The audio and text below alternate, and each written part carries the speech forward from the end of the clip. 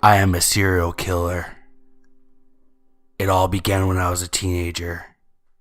I witnessed what most would say was an awful tragedy, but to me, it piqued my interest.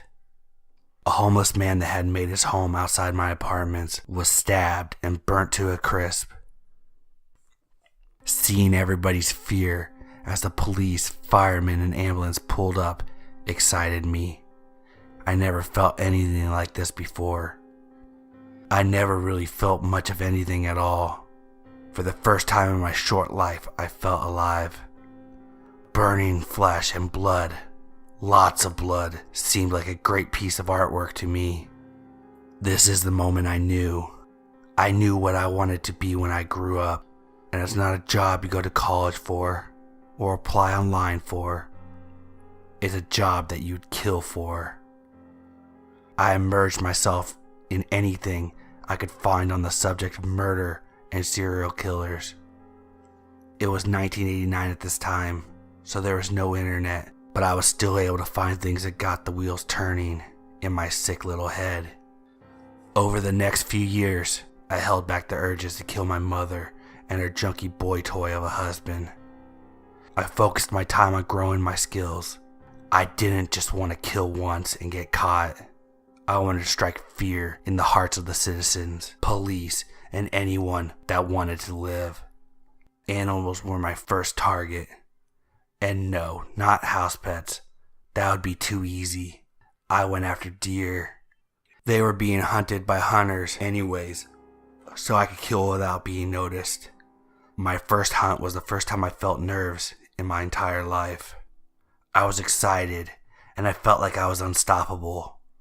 It took a few days, but when I finally got one, I plunged my knife so deep in it that my hand was drenched in warm, dark blood. Is this what it feels like? Is this what it feels like to live? To be whole and have a purpose? I thought. If so, I need more. I had found my weapon of choice, and there's no going back now. Over the next 2 years, I perfected the arts of terrorizing and mutilating any deer I could get my hands on. I was ready, but I wasn't just going to kill at random. The stalk before the killing was a big factor.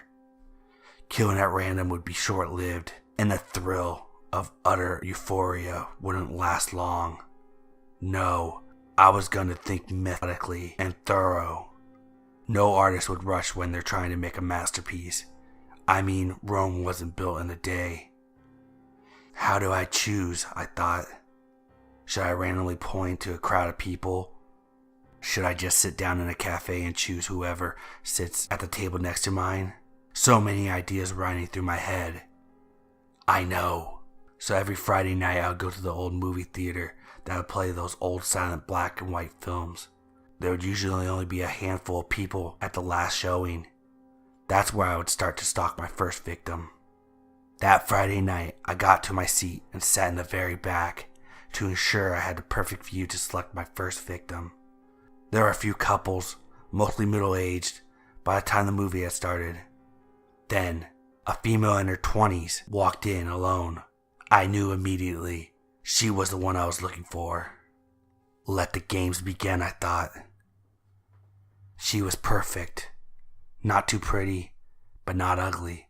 A little bit of a nerd from her appearance. She wore glasses and had her hair pulled back in a ponytail. She reminded me of a shy librarian.